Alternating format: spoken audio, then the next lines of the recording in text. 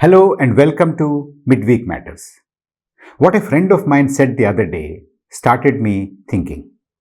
He said, our political discourse has come to such a stage that if you support the government and praise the Kashi Vishwanath corridor, you're a nationalist and a patriot. If you speak about hunger and unemployment, you are branded an anti-national and an urban Naxal. His perception is right, broadly speaking. This is the narrative of the binaries the government, the ruling party, and its supporters are very effectively pushing. Our media, social media, and instant messaging service platforms like WhatsApp are inundated with this narrative. An influential section of our print and television media to a large extent reflect this narrative. Today, I want to dwell on the main features of our dominant national public discourse. But before I do that, please allow me to deal with the responses to the episodes of Midweek Matters. It is only to give you an illustration with the help of a specific example of the overall state of affairs in our public discourse. Once I get the specific illustration out of my way, I will go on to dwell on the general state of public discourse in the country. Many of you might have noticed that I read and acknowledge almost all the responses. The reactions broadly fall into two categories. One, those that are appreciative of the episodes. Second, those that are critical of the way I approach and deal with the themes that I choose to comment on. The critical ones further fall into two categories. Those that are ad hominem, that is, those that get personal, nasty, and sometimes use filthy, abusive language. I ignore them. I have lived long enough not to be perturbed by such below-the-belt, cheap comments. I believe that only those who have no substance to refute my arguments resort to such remarks. The other category of critical remarks are decent, but more often than not lack substance. I will list some representative comments here. Some people accuse me of being negative. Some ask me why I don't see anything positive at all in what the government is doing. A few brand me as anti-government and anti-PM. They ask me, don't you see that the alternative is bad? Do you want to see X, Y, or Z as our next PM? Don't you know that they would be a disaster? Some others say, well, Parakala, you are only highlighting the problems sitting pretty in your AC room. Tell us, what are you doing to solve them? Don't just talk, do something. There are others who say, you must also talk about the solutions. We are all aware of the problems. The primary intention of Midweek Matters is to raise a red flag when I see something going wrong, to unpack the process of the country's drift towards ideals, ideas, and actions that are inimical to our republic's democratic, plural, liberal, and secular creed. To highlight the good done by the government, there are many platforms in the country. In fact, there is a glut of such news platforms and media outlets. The government's own gigantic publicity machinery and the ruling party's well-funded digital army are doing that job. They tell us that all is well. They overwhelm our public discourse with a huge quantity of newsfeed and opinion columns and discussions, so much so that critical voices are squeezed out of the pages and screens. With a very few honorable exceptions, many media houses have turned, wittingly or unwittingly, into cheerleaders and clapper boys of the current regime. Most of them tend to not ask critical questions. They are not forceful in calling the attention of our government leaders to the plight of the voiceless and the marginalized. Some of the platforms openly push the government's and ruling party's agenda. Midweek Matters is not intended to join this crowd. Its mission is to take a critical look at what's happening around us and to our republic. I don't intend to say a few good things here and there, now and then, to qualify to be objective in the eyes of those who are uncritical admirers of our present regime. Midweek Matters is an unabashedly critical voice. It is unrepentantly a dissenting note. Midweek Matters is not, I repeat, it's not anti-someone or anti-something. It is wedded to the founding ideals and principles of our democratic, plural, and liberal republic. I do not work for or against any individual or a political platform. I believe that the people will choose their leaders and governments. I have no illusion that this small, obscure program like Midweek Matters could be playing any significant role in influencing those choices. My task is simple, limited, and focused. It is to point out when our government, public institutions, and our leaders depart from the ideals of our republic and deviate from their stated objectives and promises to the people. A simple effort to speak truth to power. I am unconcerned with alternatives. That's not the brief that I have given myself. Period. I want the incumbents to do well, to redeem their pledges, to uphold democratic norms, to preserve the plural, liberal, and secular character of our republic. If they don't do, I raise my voice.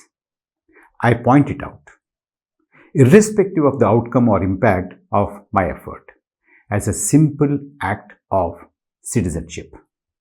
As a citizen, in order to raise an issue, I do not think I need to earn a pre-qualification. That I should be also ready with a solution in order to highlight a problem. I believe that in a mature democracy, solutions emerge out of an open and informed discussion in which people and experts participate. I believe that I need not earn the right to be critical by also saying something good about the government and its leaders once in a while. I can choose to be critical without in some way singing praises of the regime. That doesn't make me less objective or inadequately impartial. I do not have to fake impartiality and objectivity. I do not feel obliged to say, look, there I complimented the powers that be, and therefore here, when I criticize them, I am only being even-handed. No, that's not my way.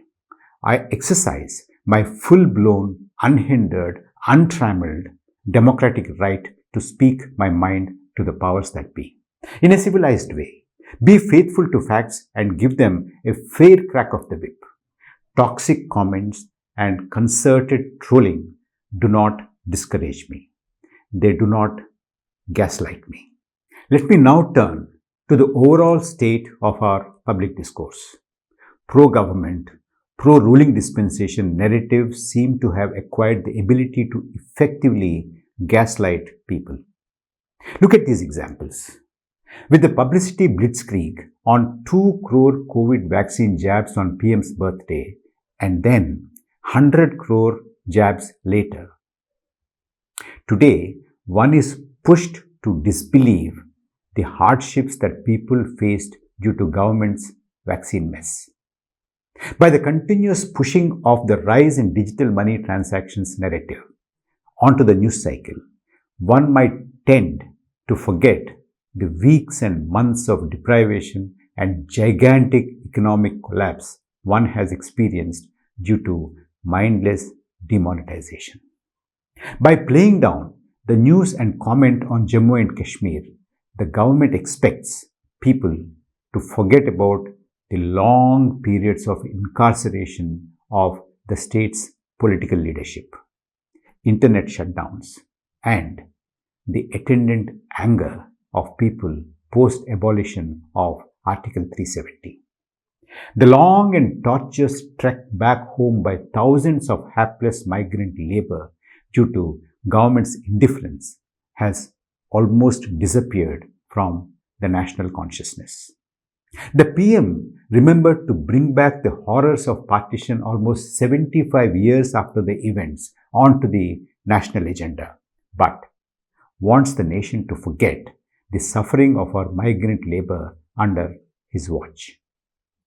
His government wants to showcase the redevelopment of Kashi and Kedarnath as a celebration of Virasat, our heritage, so that the people of pole-bound states gloss over the lack of vikas, don't mind steep price rise, joblessness, lawlessness of vigilante groups, and even feel enthused by hateful communal rhetoric and empowered by polarizing symbolism.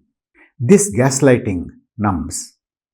We no longer agonize over COVID deaths. We have become numb to them. Do not remember the COVID dead floating in Ma Ganga. We have become numb to it. Not talk about China's incursions and setting up settlements in our territory. We have become numb. We forgot about unethical capture of power in states without winning legislative majorities. We ignore the fiasco of swearing in of a BJP CM in the wee hours and have become numb to his leaving quickly and ignominiously. We forgot that the touted gains of demonetization have not materialized and have become numb to the insincerity of PM's plea to give him 50 days to set things right. In addition to gaslighting, there is branding. Anyone who questions, dissents, opposes, differs is branded anti-government. Criticizing government is anti-Modi. Anti-Modi is anti-national, anti-India, unpatriotic. To be patriotic and nationalistic, one has to be pro-government, pro-BJP, and admire Modi. There are people who genuinely believe in this narrative and propagate it. One can't blame them. They are under a spell. They belong to the ruling party and serving the government. That's no surprise. But there are such people in the academia, trade, industry, civil services, and professions. Surprisingly, in the media too. They seem to think that good things are indeed happening. Price rise, joblessness, compromising our constitutional institutions, subversion of our democratic processes, undermining of parliamentary procedures, violations of fundamental rights and privacy, Pegasus like digital intrusion are, for them, only a small price to pay for the grander civilizational mission that this government is set to accomplish. But there are others. They don't believe in this. Still, they sign up for the narrative and champion it because of the Faustian bargain they struck with the ruling dispensation. That is tragic for our republic. They are conscious of the damage they are doing and yet are content with personal rewards and gratifications. Some, of course, would like to be on the winning side for no particular gain, but they too inflict equal damage on our public discourse. And some simply cannot stand up against the might of the government. Their business interests won't let them. All these elements are unlike one another. Their motivations are different, their incentives are different, but they all coalesce to serve the ruling dispensation's binary narrative. Brand its critics and dissenters, numb the nation, help game the system, perpetuate the spin and distraction, so that when people's attention is engaged in the grand choreographed events of Kashi, Kedarnath, Ayodhya on the one side, and gala celebrations of billion COVID jabs, foreign tours, and grand launches of government programs at dazzling events on the other, they become numb to the regime's assaults on the ideals of our republic. I am reminded of a conversation in the film Gladiator between two senators about the new Caesar Commodus, son and successor of Marcus Aurelius. Senator 1. 150 days of games? Senator 2. He is cleverer than I thought. Senator 1. The whole Rome would be laughing at him if they are so afraid of his praetorians. Senator 2. Fear and wonder, a powerful combination. Senator 1. You really think the people will be seduced by that? Senator 2. I think he knows what Rome is. Rome is the mob. Conjure magic for them and they will be distracted. Take away their freedom and still they will roar. The beating heart of Rome is not the marble of the Senate. It is the sand of the Colosseum. He will bring them death and they will love him for it. That's all for this week. We'll be back again next week, Wednesday afternoon, lunchtime at 1 o'clock. Stay safe and do take good care of yourselves and all your loved ones. Until then, bye.